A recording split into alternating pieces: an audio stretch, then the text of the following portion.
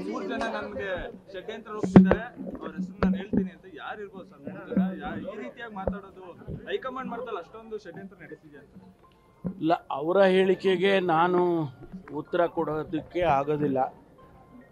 ಅವರು ಜವಾಬ್ದಾರಿ ಸಚಿವರಾಗಿದ್ದಂಥವರು ಮತ್ತು ಜಿಲ್ಲೆಯಲ್ಲಿ ಶಾಸಕರಾಗಿರ್ತಕ್ಕಂಥವ್ರು. ಅವರು ಆ ರೀತಿ ಹೇಳಿಕೆ ಕೊಟ್ಟ ಮೇಲೆ ಅದಕ್ಕೆ ನನ್ನ ಪ್ರತಿಕ್ರಿಯೆ ನಾನು ಕೊಡಕ್ಕೆ ಬರೋದಿಲ್ಲ.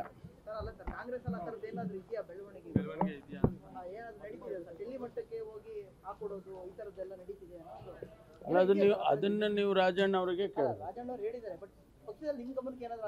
ನನ್ನ ಗಮನಕ್ಕೆ ಏನು ಬಂದು? ನೀವು ಕೂಡ ನಾಯಕರಿದ್ದೀರಾ ಸರ್ ಕಾಂಗ್ರೆಸ್ನಲ್ಲಿ. ಹೌದು, ಅನುಮಾನ ಇದೆಯಾ? ಹೆಮ್ಮೆ ಇದೆ ಸರ್. ಮತ್ತೆ ಅಷ್ಟು ಹೇಳಿದ್ರೆ ಸಾಕು. ಗೊತ್ತಿಲ್ಲ ಸಚಿವರು ಅಂತ ಬಿಜೆಪಿನವರು ಟ್ರೆಂಡ್ ಮಾಡ್ತಿದ್ದಾರೆ. ಹೇಳ್ಕೊಳ್ಳಿ ಬಿಡ್ರಿ, ಅವರಿಗೆ ಚಾಟ್ GPT ನೋಡಕ್ಕೆ ಹೇಳಿ. ಈ ದೇಶದಲ್ಲಿ ಪ್ರಥಮ ಸ್ಥಾನದಲ್ಲಿ ಗೃಹ ಸಚಿವರು ಇರೋದು ಡಾಕ್ಟರ್ ಜಿ ಪರಮೇಶ್ವರ್. ಅವ್ರಿಗೆ ನೋಡಕ್ಕೆ ಹೇಳಿ. ಗೊತ್ತಿಲ್ಲ ಅಂತೇಳಿ ಏನು ಹೇಳಿದ್ದಕ್ಕೆಲ್ಲ ಈಗ ನೀವು ಪ್ರಶ್ನೆ ಕೇಳ್ತೀರಪ್ಪ, ಎಲ್ಲದಕ್ಕೂ ನಾನು ಉತ್ತರ ಕೊಡೋಕ್ಕಾಗುತ್ತೆ? ಸ್ವಾಭಾವಿಕವಾಗಿ ಗೊತ್ತಿಲ್ಲ ಅಂತ ಹೇಳ್ತೀನಿ, ಯಾಕೆಂದರೆ ಗೊತ್ತಿರೋದಿಲ್ಲ. ಆಮೇಲೆ ಒಬ್ಬ ಗೃಹ ಸಚಿವನಾಗಿ ನಾನು ಕೊಡುವಂಥ ಹೇಳಿಕೆ ಭಾಳ ಜವಾಬ್ದಾರಿಯುತವಾಗಿ ಹೇಳಬೇಕಾಗ್ತದೆ. ಸುಮ್ಮನೆ ಗೊತ್ತಿಲ್ಲದಿರೋದೆಲ್ಲ ಸುಮ್ಮನೆ ಹೇಳೋಕ್ಕೆ ಗೃಹ ಸಚಿವರು ಹೇಳೋಕ್ಕಾಗೋದಿಲ್ಲ. ಅದಕ್ಕೆ ಅನೇಕ ಸಂದರ್ಭದಲ್ಲಿ ನಾನು ಗೊತ್ತಿಲ್ಲ ಅಂತ ಹೇಳ್ತೀನಿ. ಏನು ಹೇಳೋಕ್ಕಾಗುತ್ತೆ? ಅವರಿಗೆ ಚಾಟ್ GPT ನೋಡಿ ಪರಮೇಶ್ವರ್ ಸ್ಥಾನ ಎಲ್ಲಿದೆ ಅಂತ ಗೊತ್ತಾಗುತ್ತೆ. ಸರ್, ಈಗ ಧರ್ಮಸ್ಥಳಕ್ಕೆ ನಿಮಗೆ ತಮಾಷೆಗೆ ಹೇಳಿದ್ದೀನಿ, ಆಯಿತಾ?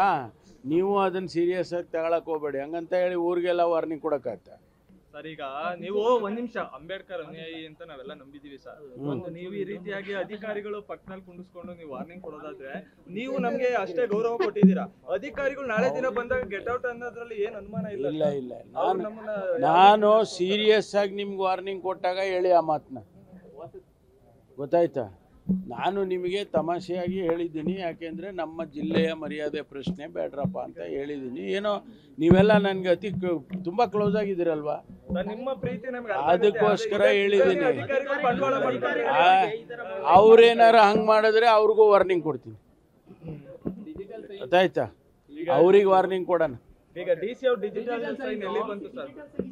ದುರುಪಯೋಗ ಆಗಿದೆ ಅಂತ ಬಂತು, ಏನಾಯ್ತು ಸರ್? ತನಿಖೆ ಏನಾಯ್ತು? ಯಾವುದು? ಡಿಸಿ ಅವರು ಅಲ್ಲಿ ಏನು ಕಂಡು ಬಂದಿಲ್ಲ ಅಂತ ಆಯ್ತು. ಸರ್, ಈಗ ಧರ್ಮಸ್ಥಳಕ್ಕೆ ಬಿಜೆಪಿನವರು ಹೋಗ್ತಾ ಇದ್ದಾರೆ, ಇದರಿಂದ ಹೋಗ್ಲಿ. ಮಂಜುನಾಥನ ಆಶೀರ್ವಾದ ಕೇಳಕ್ ಹೋಗ್ತಾ ಇದ್ದಾರೆ, ಮಂಜುನಾಥನ ಆಶೀರ್ವಾದ ತಗೊಂಡು ಬರಲಿ. ನೀವು ಹೋಗ್ಬೇಕು ಅಂತ ಹೇಳ್ತಾರೆ ಸರ್. ನಾವು ಯಾವಾಗ ಬೇಕೋ ಹೋಗ್ತೀವಿ. ನಾನು ಅನೇಕ ಸಂದರ್ಭದಲ್ಲಿ ಹೋಗಿದ್ದೀನಿ, ನಾವೇನು ಹೋಗಿಲ್ಲ ಅಂತಲ್ಲ, ಹೋಗಿದ್ದೇನೆ, ಮುಂದೆಯೂ ಕೂಡ ಹೋಗ್ತೇನೆ. ಸಂದರ್ಭ ಇವ್ರನ್ನ ಕೇಳ್ಕೊಂಡು ದೇವಸ್ಥಾನಕ್ಕೆ ಹೋಗೋವಾಗ ಯಾರನ್ನಾರ ಕೇಳ್ಕೊಂಡು ಹೋಗ್ತಾರೇನ್ರಿ? ಸರ್, ಕಳೆದ ಬಾರಿ ಗೌರವಧನ ಸರಿಯಾಗಿ ಸಿಕ್ಕಿಲ್ಲ ಅಂತೇಳಿ ದಸರಾ ಸಂದರ್ಭದಲ್ಲಿ ಸರ್ ಅವ್ರು ಆರೋಪ ಮಾಡಿದ್ರು. ಈ ಬಾರಿ ಆ ಥರದ್ದು ಏನಾದರೂ ಆಗೋದು ಅವಕಾಶ ಮಾಡ್ಕೊಂಡು ಆ ರೀತಿ ಆಗದಂಗೆ ಕ್ರಮ ವಹಿಸ್ತೀವಿ. ಬಿಜೆಪಿ ಧರ್ಮಸ್ಥಳ ವಿಸಿಟ್ ಬಗ್ಗೆ ನಾಳೆ? No, I don't know their visit. I also just came to know about it. Let them go. Let them go and pray Manjunatha, Lord Manjunatha.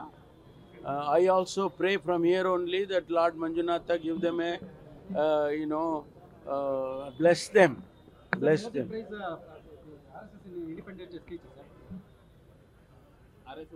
RSS ಬಗ್ಗೆ ಮೋದಿ ಅವರು ಮಾತಾಡಿದ್ದಾರೆ. ಕೆಂಪುಕೋಟೆಯಲ್ಲಿ ನಿಂತ್ಕೊಂಡು RSS ಬಗ್ಗೆ ಮಾತಾಡ್ತಾರೆ.